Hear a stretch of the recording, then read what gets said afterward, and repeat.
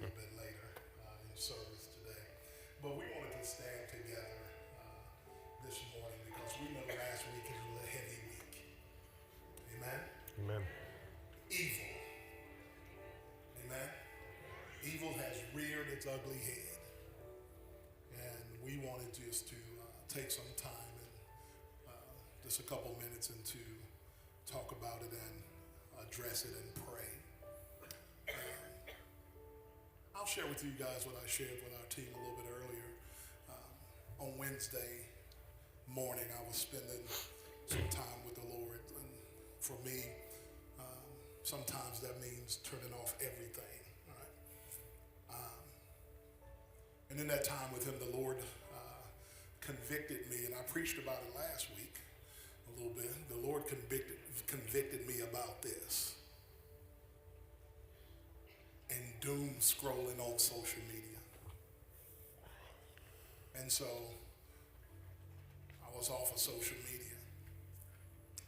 Then, of course, with the tragic events with Charlie Kirk that happened on Wednesday, I was like, God, you're sovereign, and you knew that I didn't need to be on social media. Amen?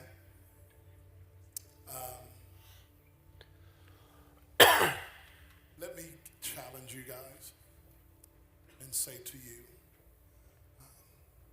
we have to be careful that we don't allow evil to divide us as a church. Amen. We are not going to let evil divide us as a church. Amen. Amen. Amen. Amen.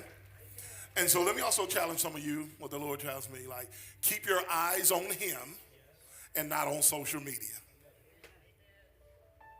Don't be trying to win arguments on social media or prove your point on social media. Amen? Keep your eyes on the Lord. Amen? Amen. Pastor. Thank you, Pastor. Working on a college campus where there's a lot of young people who have been significantly impacted by somebody like Charlie Kirk.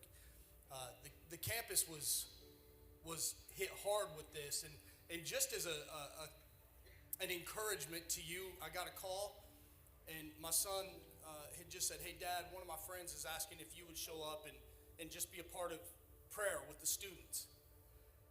I was like, "Sure." And so I showed up at what I was assuming would be, a dozen students or a couple dozen students. And there were about 1,000 students who gathered on the stairs of one of the buildings to pray. And I was struck by the reality that their first reaction in the face of evil was to pray. Amen.